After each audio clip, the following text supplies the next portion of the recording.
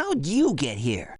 Alright, this is another Sonic Roblox fan game called Sonic Retribution by the Boost Dev, alright, and I do want to get it out there right now. I do know who created this game, but that's not going to stop me from talking about what I think works and what doesn't. So I just wanted to get that out there right now. You know, I got my biases, but I'm trying to not let them impact the way I'm viewing shit too much.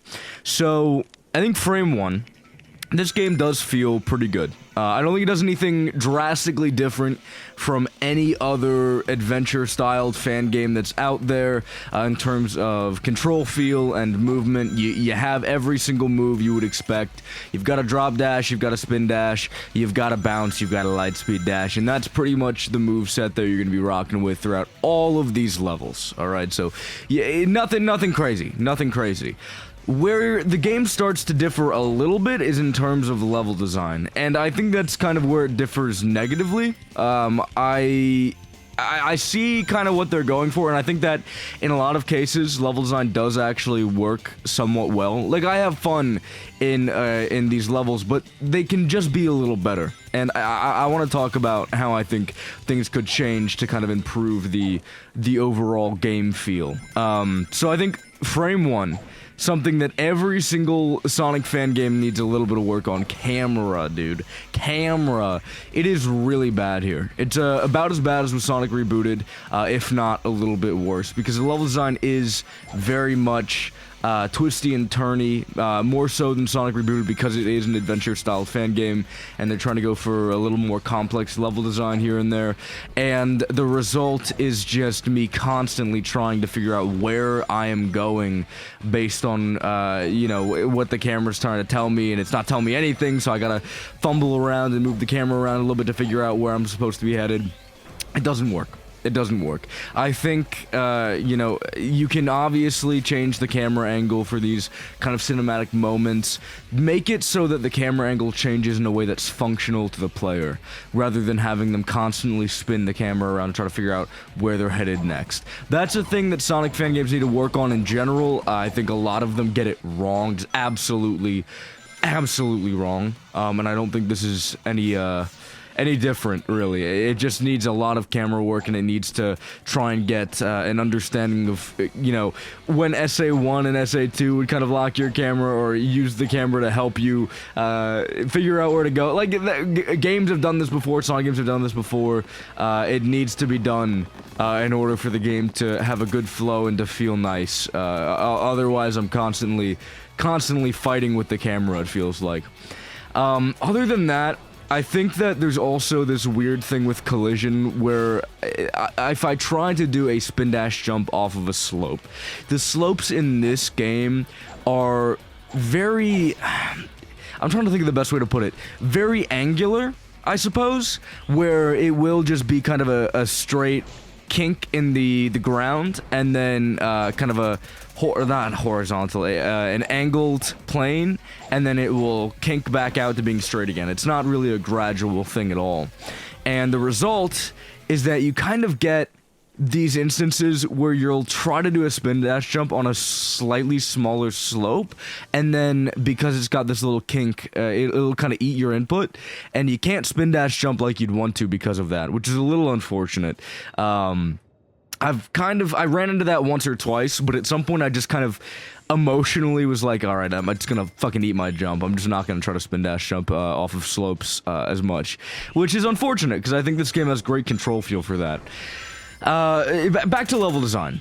I think this level in particular is one of the best examples of how to not do level design going forward, because it is just unbelievably... It's not good. It's not good. First of all, starting off, you kind of get thrown into this open area, and you don't really know where to go. You just kind of have to run around and figure shit out. That should never be the case. You should always have a clear understanding of, okay, this is where the game wants me to go, let's go that way. You shouldn't have to be like, where am I, what am I doing? No, never. Biggest no, oopsie baby no-no, that Sonic fan games kind of get themselves into when they try to go for a little more open design in some cases. Don't do that, don't stop. People should know where they're supposed to be going. They should always, always, always know where they're supposed to be going and know what they're supposed to be doing. If you convolute it too much, people will get lost, people will get confused, and then the flow will stop, and flow is incredibly important to people's enjoyment of Sonic levels. I also think there are a lot of instances like this where you just kind of have to slow down, hit a switch, and then kind of go. It's not awful level design, but it's also not particularly good level design. I don't think it's interesting or really does anything that I think is super cool with the moveset, and there are a lot of instances of adventure-styled fan games kind of doing crazy cool stuff that we haven't seen before, or having very elements of inspired level design. A lot of levels in this game just don't have that. There's a lot of instances like this where you're just kind of running straight forward and just going with little to no interference in between, little to no platforming or real, I don't know, deep, interesting level design. And then there are also a lot of instances where it's just kind of too open for its own good or too slow for its own good. I think there just needs to be a lot of reworking when it comes to this. I also think, you know, even with the stages that are relatively fun in this, I guess, demo of the game, or it's just update 1, something like this is like update 1, the Halloween update. Ooh. But I think that a lot of level design in this early version doesn't really do the moveset justice, and doesn't really take the adventure formula and I think rock with it in a super interesting, super well thought out, well put together way. Overall, I think a lot of reworking is in order. I also think, you know, there are instances here and there where I think multiple pathways would be very beneficial to the overall level design.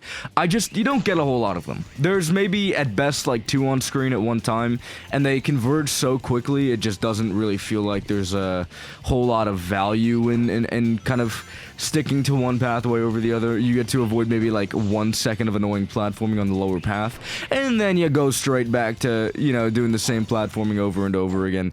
It's not necessarily bad, but I do think the linearity there kind of limits the way that people can experience these stages and limits the replay value that they have, and adding more of these instances where it's like, shit, I just missed an alternate pathway, god, that sucks, maybe I should run it back and try it again. You know, it limits that feeling where it's like, this level was dope, I want to run this back.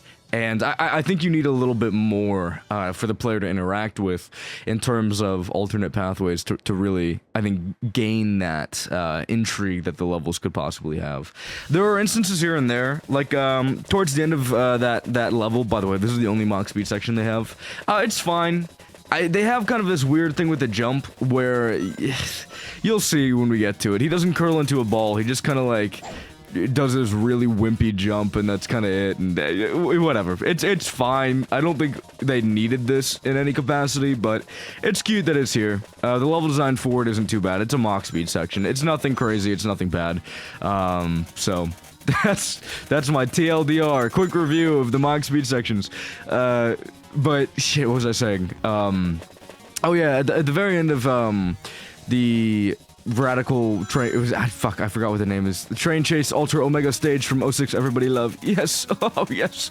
At the very end of the actual stage, not the mock speed section, there is this kind of cute little thing where you can do a spin dash jump up and then kind of get to a higher pathway. I think that idea is cool, but again, you just converge so quickly. So like, whenever you start seeing like, oh shit, this is a really cool bit of level design, you can do a spin dash jump here, you can get up high, do a little bit of, yeah, check that out.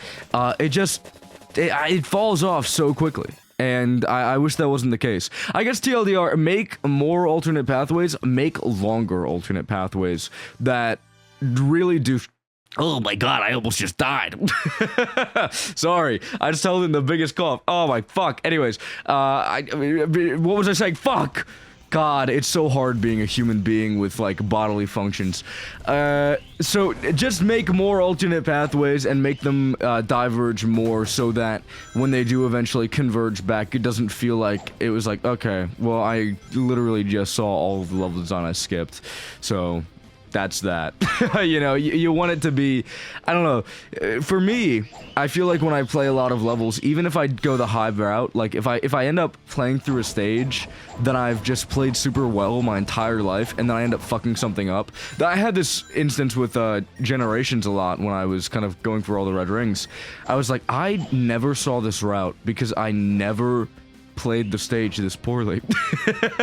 So like I had never seen the content before, and even though I was on a lower route, even though I was doing more platforming, more you know, less speedy platforming, it was still interesting because I had never seen it before, because I would always be on the high route doing big boy things, and something like that, you know what I'm saying? Just make it so that the alternate paths still have this level of intrigue, despite the fact that yes, maybe the top path is factually better, factually faster, factually more fun, but still the bottom path is, in its own right, can be pretty fun. And even though it's supposed to be kind of like a, I suppose, what's the opposite of reward?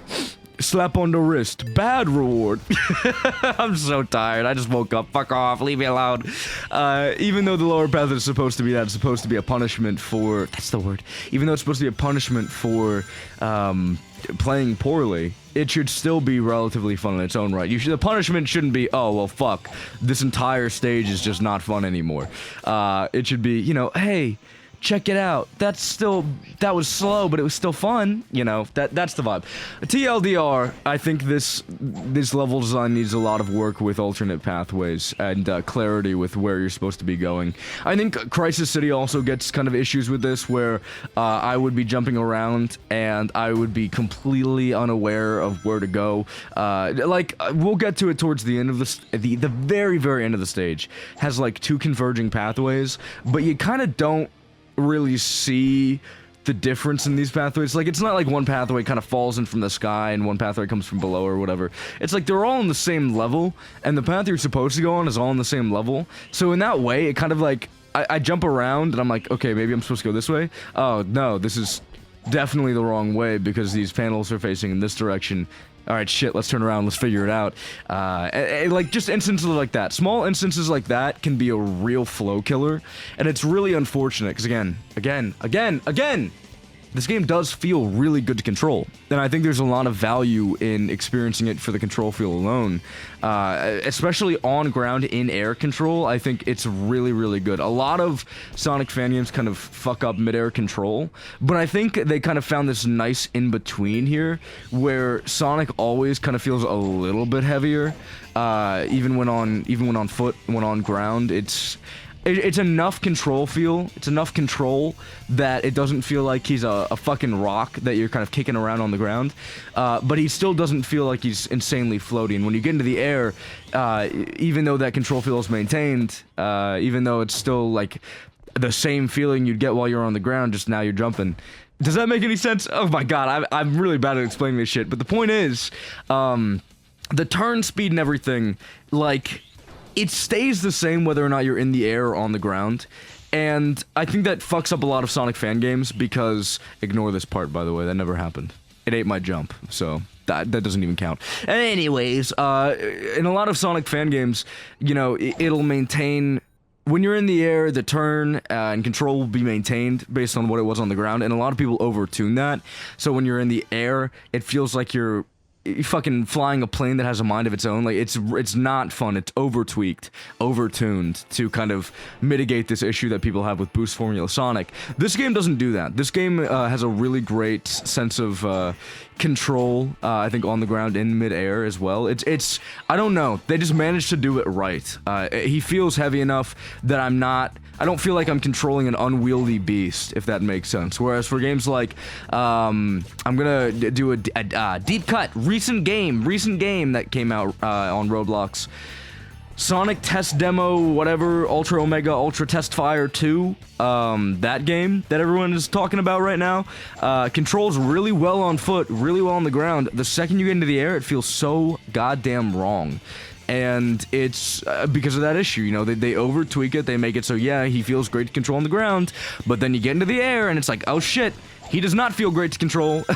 So, it's it's a weird combo. You gotta be careful with it. TLDR, this game does it right. Don't change the control feel. The control feel is actually really, really good, and I don't think you're really fucking up anything. You're not missing it. You're hitting all the right spots with this game feel, but it's just the level design. The level design needs a little bit of work. This stage is fine. I don't think there were any segments where I was tweaking or anything. Again, same general issues kind of apply, where it's like, yeah, camera feel needs to be completely reworked. Just make it so that people know where they're going.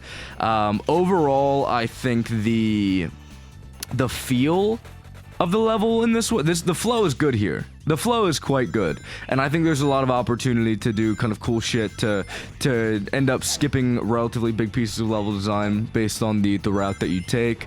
There's a lot of cool stuff you can do. And I don't mind this level as much. I still think you could use a little bit of diverging pathways, just a little more work, but I don't think it's in a state like the rest of the other stages. It is also much shorter though, but whatever. It's not that big of a deal. Overall, Sonic Retribution, really fun, worth a play, but it does need a lot of work to kind of get it to the state that a lot of other adventure-styled Sonic fan games are already in.